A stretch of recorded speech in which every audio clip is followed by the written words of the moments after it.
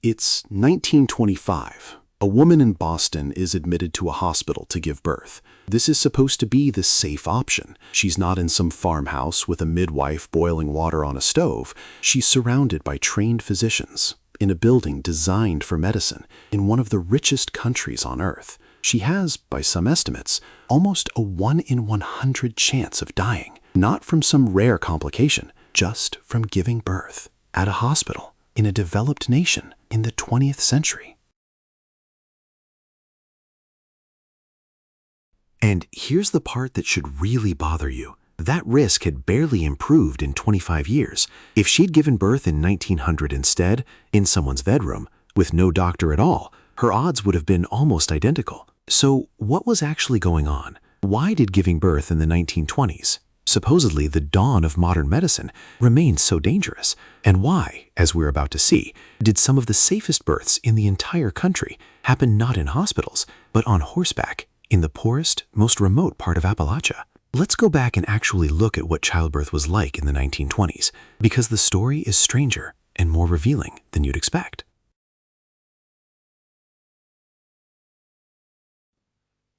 Here's the story we tell ourselves about medical progress. Things get better over time. Hospitals replace home remedies. Doctors replace midwives. Science replaces superstition. And in almost every area of medicine in the early 20th century, that story is basically true, except for childbirth. In 1900, around 800 to 850 women died for every 100,000 births in the United States. That's not a typo. For context, today the rate in the US is in the 20s, and in most of the developed world it's even lower. So roughly 1 in every 120 women who gave birth in 1900 died doing it. Now, you'd expect that number to start dropping fast as medicine modernized. New hospitals were being built. More women were giving birth with trained physicians instead of neighborhood midwives. Anesthesia was available. X-rays existed. We were well into the era of germ theory. Doctors knew bacteria caused disease. So by the 1920s, surely that number had collapsed. It hadn't moved. If anything, in the early 1920s, it got slightly worse.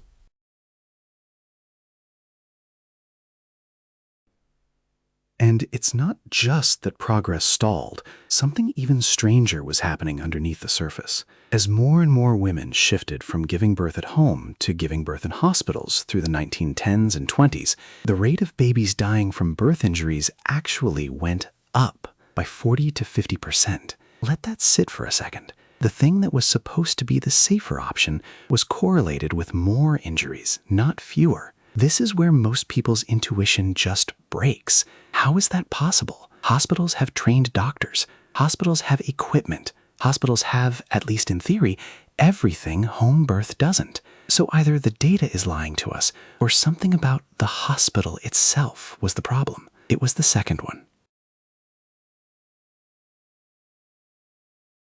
To understand why, you have to understand what was actually killing these women. The single biggest cause of maternal death in this period wasn't bleeding or a difficult delivery or anything you'd call an obstetric emergency in the dramatic sense. It was infection, specifically something doctors at the time called puerperal fever or childbed fever, and it accounted for around 40% of all maternal deaths. Puerperal fever is sepsis. It's an infection that gets into the body, usually through the birth canal, during or after delivery. And the tragic irony is that this had already been mostly solved, or at least understood, almost 100 years earlier.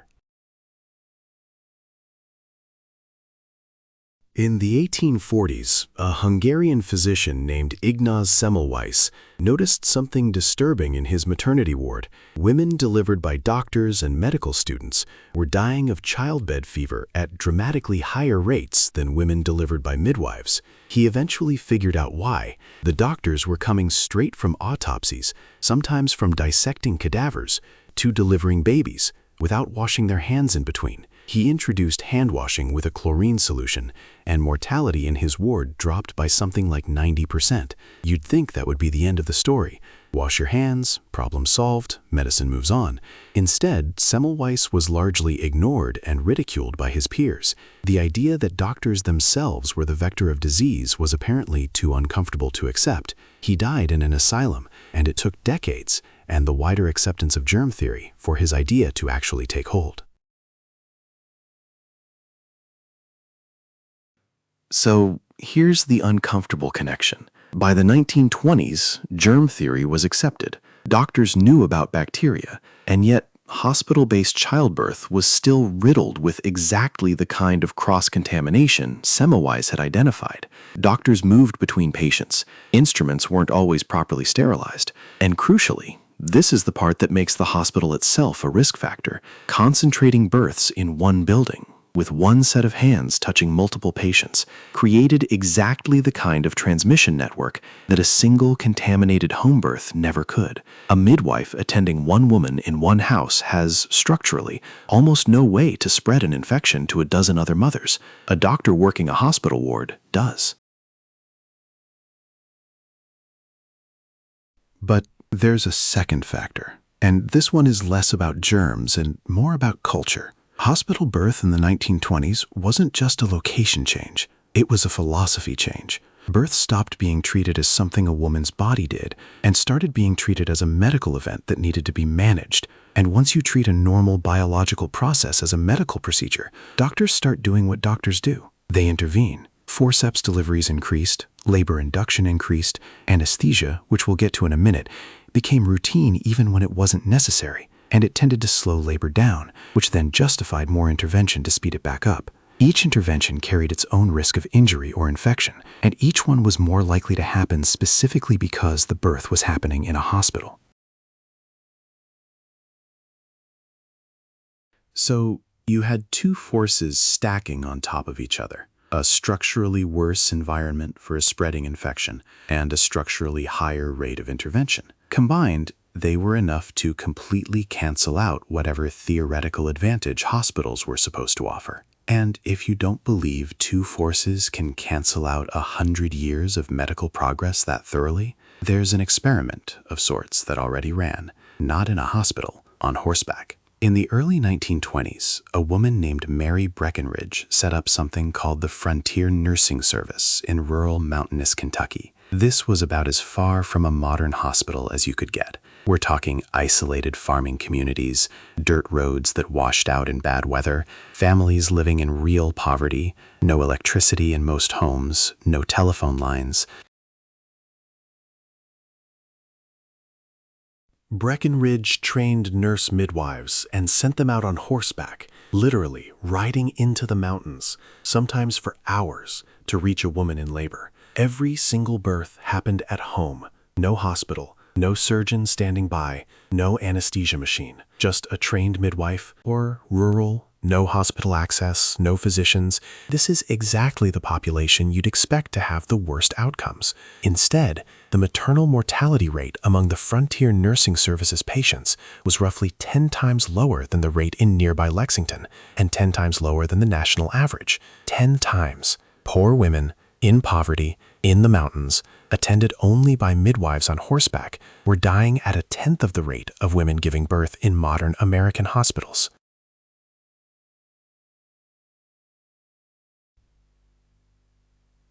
So, what were these midwives doing differently? Mostly less. They followed strict hygiene protocols, scrupulously, every single time, with no exceptions, because they had no backup if something went wrong. They couldn't afford to be careless. They didn't routinely intervene unless something was actually going wrong. They didn't reach for forceps or anesthesia as a default. They treated birth as a normal process to be carefully attended, not a medical emergency to be managed. In other words, the variable that mattered wasn't hospital versus home. It wasn't doctor versus midwife. It was infection control and restraint from unnecessary intervention. And in the 1920s, you were actually more likely to get both of those things from a midwife on a horse than from a fully equipped hospital. This is one of those results that should make you deeply suspicious of more technology equals better outcomes as a universal law. Sometimes the system surrounding the technology matters more than the technology itself.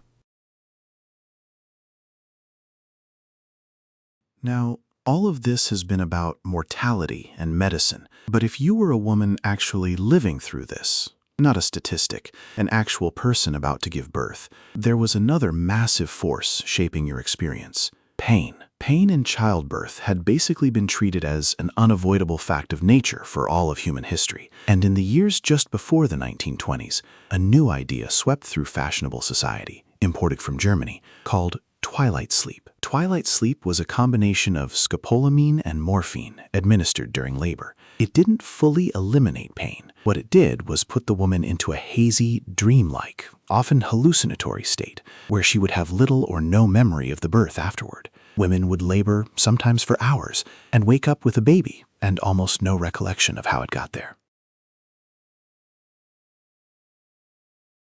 This wasn't just a medical trend. It became a genuine social movement. Wealthy, educated women in the 1910s and 20s organized, wrote articles, lobbied doctors, and demanded access to twilight sleep as a matter of basic fairness. Their argument was straightforward. Men don't have to endure agony as a matter of course in medical treatment, so why should women? Simply because the suffering in question happens to be tied to reproduction. It was framed explicitly as a feminist issue, pain-free childbirth as a right, not a privilege. And it worked for a certain class of women. Twilight sleep became closely associated with the same hospital births we've just spent this whole video complicating. It was a marker of status, modernity, and progress. Wealthier, urban women got the drugs and the hospital beds. Poorer and rural women, often without access to either, frequently just got better outcomes by accident, attended by people like Mary Breckinridge's midwives. So you end up with this strange split reality. If you were rich in the 1920s, you got an arguably more comfortable birth experience. They understood that trade-off was happening. They just knew what culture told them was the modern, advanced choice. And culture, in this case, was wrong about the part that actually mattered. If hospitals weren't the fix, and twilight sleep wasn't the fix, what was? The answer doesn't show up until the late 1930s, and it's almost anticlimactic compared to everything we've just talked about. Sulfa drugs, the first effective antibacterial medications. Once doctors had a drug that could actually treat the bacterial infections causing most of those puerperal fever deaths, the entire calculation around hospital birth flipped. Now, if something went wrong, if an infection did take hold, there was a real treatment for it. The hospital's advantages, the things it could theoretically offer that a midwife couldn't, like immediate access to drugs and surgical intervention, suddenly started to outweigh its disadvantages. And the data shows this transition almost like a switch flipping. Maternal mortality, which had been roughly flat for nearly 4 decades, begins a steep, sustained decline starting around 1935, continuing in something close to a straight line for the next 35 years, until it leveled off around the 1970s at the low rates we'd recognize as modern. It wasn't the hospital that fixed childbirth. It was a drug that finally made the hospital worth using. Here's the thing that should genuinely unsettle you. The story you'd expect, medicine kept getting better decade after decade, just isn't what happened.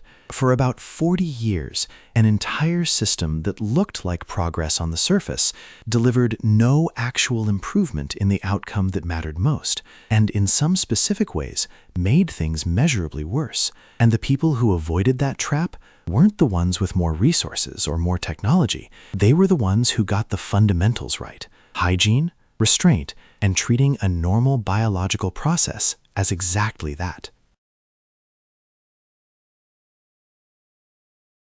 And there's a sting in the tail here, because this isn't purely a story about the past. The maternal mortality rate in the United States, after dropping for most of the 20th century, has been climbing again over the last 25 years, and the US is now the only developed country in the world where that's happening. Researchers studying recent maternal deaths have found that the large majority of them were preventable. We tend to assume safety only moves in one direction, that once a problem in medicine gets solved, it stays solved. The 1920s tell a different story. Progress isn't a straight line. It's something that has to be actively maintained, checked against the data, and re-earned in every generation. Because the moment we assume the system is working simply because it looks modern, we're exactly as vulnerable as the women who walked into a 1920s hospital believing they were choosing the safer option.